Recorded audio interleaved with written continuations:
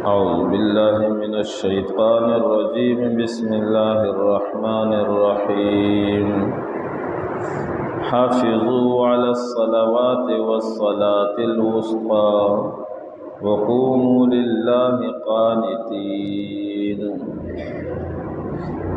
گزشتہ آیات میں حقوق العباد کا ذکر تھا۔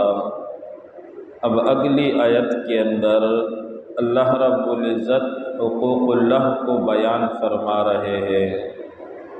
گزشتہ آیات میں طلاق، عدت، رجعت اور رضاعت کا ذکر تھا۔ اب اگلی آیت کے اندر صلاۃ کا حکم ارشاد فرما رہے ہیں کہ اگر نماز کا اہتمام کرو گے تو طلاق سے اللہ تعالیٰ تمہیں محفوظ رکھیں گے۔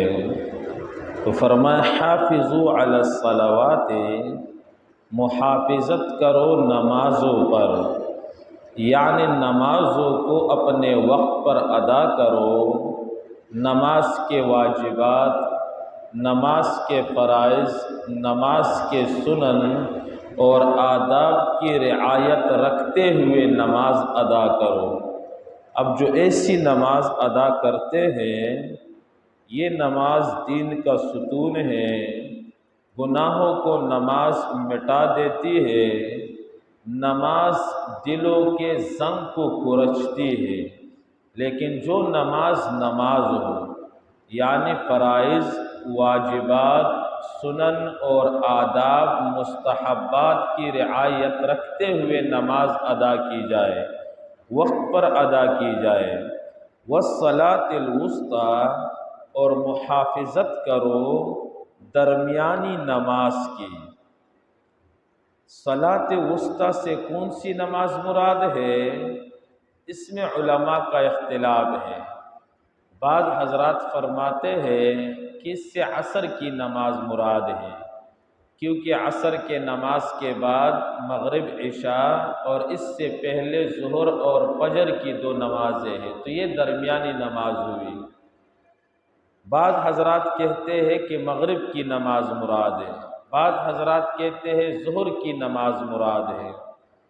صلاۃ وسطی سے ہر نماز مراد لی جا سکتی ہے، کیونکہ ہر نماز 2 نمازوں کے درمیان ہے۔ مثلا فجر کو لیا جائے تو بس فجر، عشاء اور ظہر کے درمیان ہے۔ ظہر کے نماز کو لیا جائے تو یہ فجر اور عصر کے درمیان ہے۔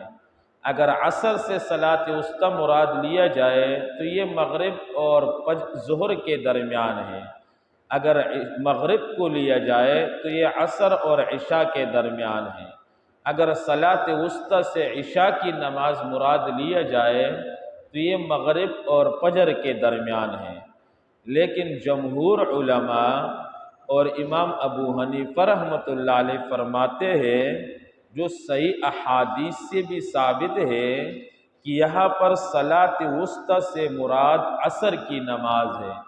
تمام نمازوں کی نگرانی کرنی ہے، محافظت کرنی ہے، خصوصاً عصر کی نماز کی حفاظت کرنی ہے، کیونکہ عصر کے وقت لوگ کاروبار میں مشغول ہوتے ہیں، کھیل کود میں مشغول ہوتے ہیں، تو اس وقت نماز کی ادائیگی نفس پر ذرا بھاری پڑ جاتی ہے۔ اس لیے اللہ تعالیٰ نے خصوصاً صلاۃ وسطی کی حفاظت کی تاکید فرمائی۔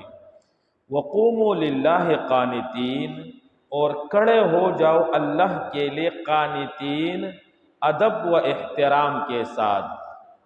صحابی رسول فرماتے ہیں کہ اس آیت کے نزول سے پہلے بخاری مسلم کی روایت ہے کہ ہم نماز میں ایک دوسرے کے ساتھ باتیں بھی کیا کرتے تھے۔ نماز میں آ کر ایک دوسرے سے پوچھتے تھے بھائی کتنے رکعتیں ہوئی ہیں۔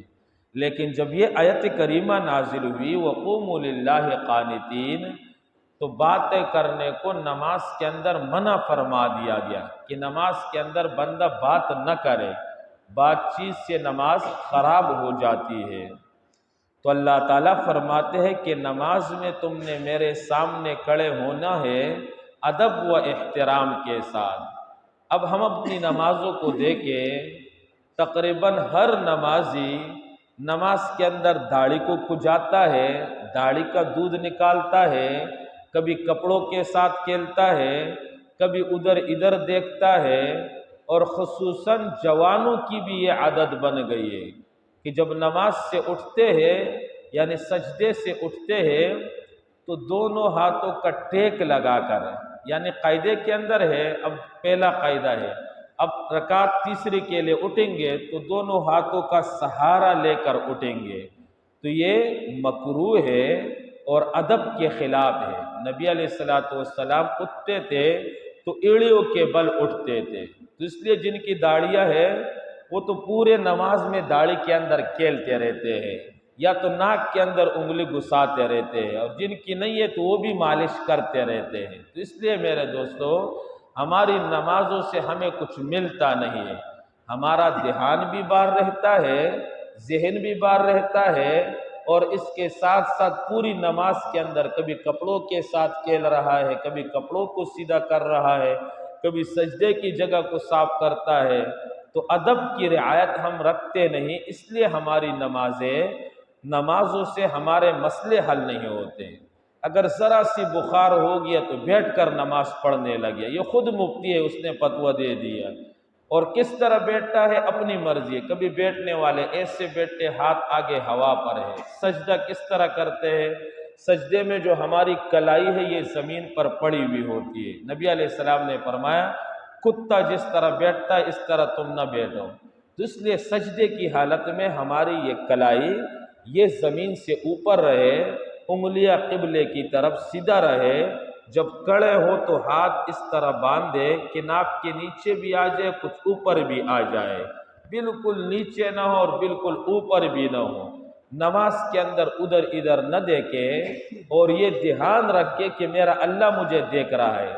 اگر دو کوڑے کے افسر کسی سچو کے پاس ہم جاتے ہیں تو وہاں ٹوبی بھی ٹھیک کر لیتے ہیں، منہ کی بھی صاف کرتے ہیں، اور ہماتن اس کی طرف متوجہ ہوتے، اور 1 گھنٹے میں ہم 20 مرتبہ سر سر سر سر، اگرچہ وہ کچھ بھی نہ ہو، 30,000 روپے والے پولیس نوکر ہو، اس کو بھی ہم سر سر کہتے غور سے، اور یہ شہنشاہ اعظم کے سامنے ہم مسجد میں کھڑے ہوتے ہیں، 24 گھنٹے کھیلتے رہتے ہیں، تو پھر تبھی تو کہتے ہیں ہم نمازیں پڑھتے ہمارے مسئلے حل نہیں ہوتے۔ تو ایسی نمازیں کالے کپڑے میں لپیٹ کر ہمارے منہ پر مار دی جاتی ہے، ان نمازوں سے مسائل حل ہوتے ہیں کہ جس نماز میں بندہ ہماتن اللہ کی طرف متوجہ ہو، اس حال میں کھڑا ہو، نماز سے پہلے عزم کر لے کہ میں جسم کے کسی عضو کے ساتھ نہیں کھیلوں گا، آگے خارش ہو پیچھے خارش ہو ہاتھ نہیں اٹھاؤں گا، کپڑوں کو سیدھا نہیں کروں گا، کپڑوں کے ساتھ نہیں کھیلوں گا، اور میرے ذہن میں رہے گا کہ میرا اللہ مجھے دیکھ رہا ہے، میں جو کلمات نماز کے پڑھ رہا ہوں میرا اللہ اس کو سن رہا ہے، اور میرا اللہ میرے ساتھ ہے۔ جب شہنشاہ اعظم کے سامنے ہم نے کھڑے ہو اور یہ ہمارا دھیان ہوگا تو یقیناً ہماری نماز جاندار اور شاندار ہوگی، پھر ایسے 2 رکعتوں پر ہمارے پورے مسئلے حل ہوں گے۔ لیکن جس طرح ہم پڑھ رہے ہیں، جان چھڑانے کے لیے نماز پڑھتے، پوری زندگی نماز پڑھے، نبی علیہ السلام نے فرمایا 60 سال تک ایک نمازی نماز پڑھے گا اور اس کی ایک بھی نماز قبول نہیں ہوگی، ایسے مسجد آتے وقت ضائع کرتے پھر چلا جاتے ہیں۔ میرے نبی نے فرمایا 60 سال نماز پڑھے گا، کوئی بھی نماز اس کی قبول نہیں، کیونکہ کبھی اس کا رکوع صحیح نہیں ہے، کبھی اس کا سجدہ صحیح نہیں ہے۔ آج تک 70 سال 75 سال کی عمر ہو گئی، ہمیں شرم آتی ہے کہ کسی کو اپنا نماز سنائے، اور نماز جب پڑھتے تو کلمے کے الفاظ بھی غلط ہیں۔ اس لیے میرے دوستو، یہ سوچنے کی فکر کرنے کی بات ہے کہ ہم جائے عالم مفتی کو، قاری صاحب کو اپنے نماز کے الفاظ سنائے کہ ہمارے الفاظ میں تو کوئی غلطی نہیں ہے، نماز میں کتنے فرائض ہیں، کتنے واجبات ہیں، کتنے سنن ہیں، کتنے مفسدات ہیں، کتنے مستحبات ہیں، کتنے مکروہات ہیں، ان مسائل کو ہم سوچیں سمجھیں اور ان کو سامنے رکھتے ہوئے نماز پڑھیں، تو ایسی نماز اللہ کے دربار میں قبول ہوتی ہے، اور ایسے نماز سے پھر بندوں کے مسائل حل ہوتے ہیں۔ تو پہلا فرمایا قانتین کا معنی اللہ کے سامنے ادب اور احترام کے ساتھ کھڑا ہونا ہے۔ بعض مفسرین نے قانتین کا معنی کیا ہے ساکتین، کہ کھڑے ہو جاؤ اللہ کے لیے ساکتین، خاموش، یعنی نماز میں بات چیت وغیرہ نہیں کرنی، یا نماز آگے امام نماز پڑھا رہا ہے، سورت پڑھ رہا ہے تو امام کے پیچھے تم نے کچھ پڑھنا نہیں ہے، خاموش رہنا ہے۔ فَإِنْ خِفْتُمْ فَرِجَالًا، نماز دین کا اتنا اہم رکن ہے، اللہ فرماتے اگر تمہیں دشمن کا خوف ہو تو پھر کڑے کڑے یا سواری پر چڑھے چڑھے پڑھ لو، مگر نماز کو نہیں چھوڑنا ہے۔ دشمن کا خوف ہے، اگر ہم باقاعدہ جماعت کے ساتھ نماز پڑھیں گے، سجدے میں چلے جائیں گے تو دشمن فوراً حلہ بول دے گا، حملہ کر دے گا اور شہید کر دے گا، تو اس صورت کے اندر پھر کڑے کڑے بھی نماز پڑھ سکتا ہے، یا سواری پر بیٹھا ہے تو بیٹے بیٹے بھی نماز پڑھ سکتا ہے اور کڑے کڑے بھی نماز پڑھ سکتا ہے۔ تو امام ابو حنیفہ رحمۃ اللہ علیہ فرماتے ہیں کہ رجالن سے کڑے کڑے نماز پڑھنا مراد ہے، چلتے ہوئے سپاری پر فرض نماز پڑھنا جائز نہیں ہے، کیونکہ رجال یہ راجل کی جمع ہے، اور راجل عربی کے اندر پیروں کے اوپر کڑے ہونے والے کو کہتے ہیں، چلنے والے کو نہیں کہتے۔ اسی طرح کڑے بندہ نماز پڑھ لے اگر دشمن کا خوف ہے، اور رکبانہ یا سواری پر چلے چلے پڑھ لے کہ سواری رکی ہوئی ہو۔ فَإِذَا أَمِنْتُمْ فَاذْكُرُوا اللَّهَ، پر جب تم مطمئن ہو جاؤ تو یاد کرو اللہ کو۔ پہلے خوف کا حالت تھا، اب خوف کی حالت ختم ہو گئی، امن کے اندر آ گئے، تو پھر ویسے ہی نماز پڑھنا ہے اطمینان کے ساتھ جیسے پہلے پڑھتے تھے۔ مَا لَمْ تَكُونُوا تَعْلَمُونَ، جیسے کہ اللہ نے تمہیں سکھایا ہے نماز کا طریقہ پہلے تم نہیں جانتے تھے۔ وَالَّذِينَ يُتَوَفَّوْنَ مِنْكُمْ، گزشتہ آیت کے اندر کل کے درس میں یا پرسوں کے درس میں آپ حضرات نے پڑھا کہ جس عورت کا شوہر مر جائے اور وہ عورت حاملہ نہ ہو تو اس کی عدت 4 مہینے 10 دن ہے۔ اب اس آیت کے اندر عدت 1 سال کو بیان کیا جا رہا ہے، تو یہ حکم منسوخ ہے، یعنی ختم ہو چکا ہے، اور وہ مسئلہ اس کے لیے ناسخ ہے۔ والذین یتوفون منکم، اور وہ لوگ جو پوری کر لے تم میں سے اپنے عمر، یعنی مر جائے، وَيَذَرُونَ أَزْوَاجًا، اور چھوڑ دیے بیویاں، وَصِيَّةً لِأَزْوَاجِهِمْ، لازم ہے کہ وصیت کرے اپنے بیویوں کے لیے متاعاً، خرچے کا، الی الحول، 1 سال تک، غیر اخراج، کہ نہ نکلنے کا۔ یعنی آدمی مر رہا ہے تو اپنے گھر بھائی دیگر احباب کو کہے کہ میری بیوی 1 سال تک اس گھر کے اندر رہے گی، اس کو گھر سے نہیں نکالنا ہے، اس کے خرچے وغیرہ کا انتظام بھی کرنا، یعنی عدت میں۔ لیکن یہ حکم پہلے تھا، اب منسوخ ہو چکا ہے۔ فَإِنْ خَرَجْنَا، اگر وہ خود بخود نکل جائے، فَلَا جُنَاحَ عَلَيْكُمْ، تمہارے اوپر کوئی گناہ نہیں ہے کہ وہ عورتیں کرے اپنے حق میں من معروف، دستور کے موافق۔ واللہ عزیز الحکیم، اللہ کریم زبردست حکمت والا ہے۔